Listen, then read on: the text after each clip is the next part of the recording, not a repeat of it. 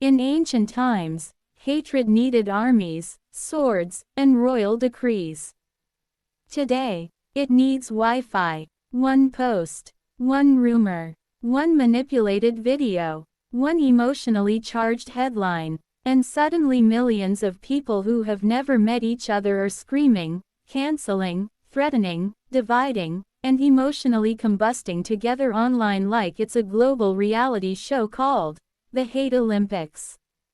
The truth is that kingdoms have changed, weapons have evolved, but terrifyingly familiar, the world still burns from one ancient human problem: hatred mixed with ego.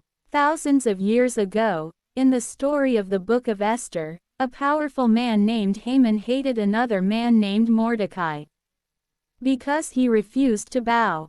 And that wounded pride nearly led to mass destruction. What's fascinating is this: Haman already had almost everything. Yet emotionally, one wounded ego became stronger than all his achievements. Sound familiar? Look around today. The Haman syndrome is everywhere. A brother stops speaking to his family over politics. A nation bombs another while both sides bury children. A teenager joins online extremist groups searching for belonging. A creator gets publicly humiliated online because strangers needed a villain for the day. A leader refuses peace talks because ego fears looking weak. A marriage collapses because nobody wants to apologize first. Psychologist Carl Jung once warned, "Until you make the unconscious conscious, it will direct your life and you will call it fate."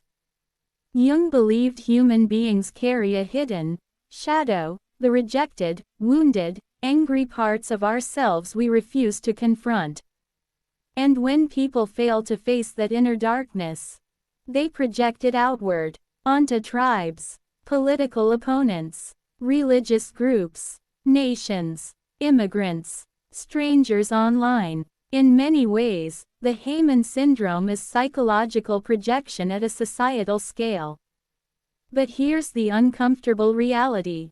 What if humanity's greatest threat is not technology, not artificial intelligence, not climate change, not even weapons? What if the greatest threat is the unhealed human ego? Because history shows something disturbing. Human beings can justify almost anything once hatred feels righteous. Wars, genocide, cruelty, dehumanization. Every side usually believes it is morally correct. That's what makes hatred dangerous. It rarely introduces itself as evil. It often disguises itself as justice. Here's the terrifying insight hidden inside the Haman story. Hatred doesn't only destroy the target, it reshapes the carrier. The more people obsess over enemies, the more enemies begin controlling them emotionally. That's why hatred is addictive.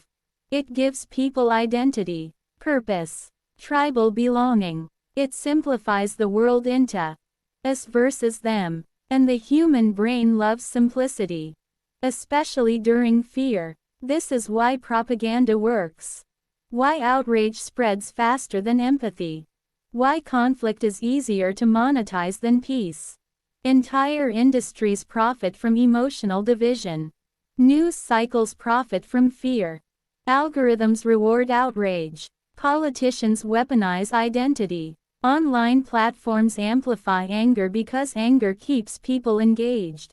Humanity may be technologically evolving, while emotionally remaining ancient. The Haman syndrome is sometimes loud, sometimes silent, but it is always expensive.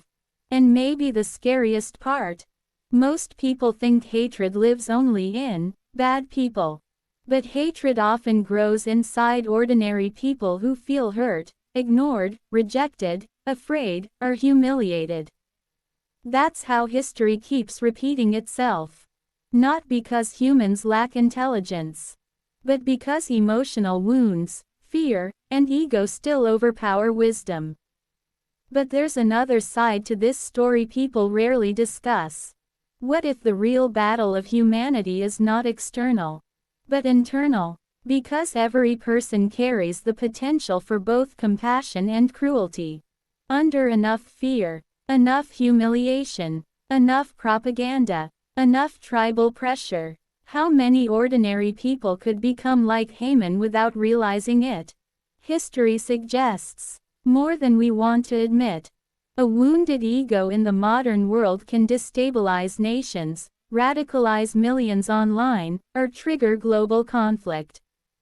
We live in a world with nuclear weapons, artificial intelligence, biotechnology, global communication, but emotionally, humanity may still be struggling with the same ancient demons that destroyed kingdoms thousands of years ago. The problem is no longer whether hatred exists. It always has. The most uncomfortable question of all is, if the story of Haman happened today, would we recognize him, or would we follow him online? Pause for a second, not to ask, who is the Haman in the world? But, where is the Haman hiding inside me? Because hatred does not always begin with violence.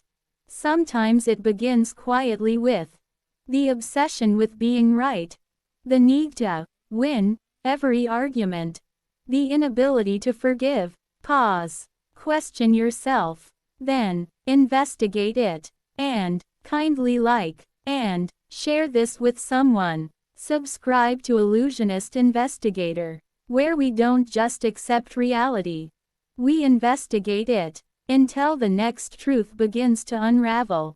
Still investigating, still intrigued. The Illusionist Investigator.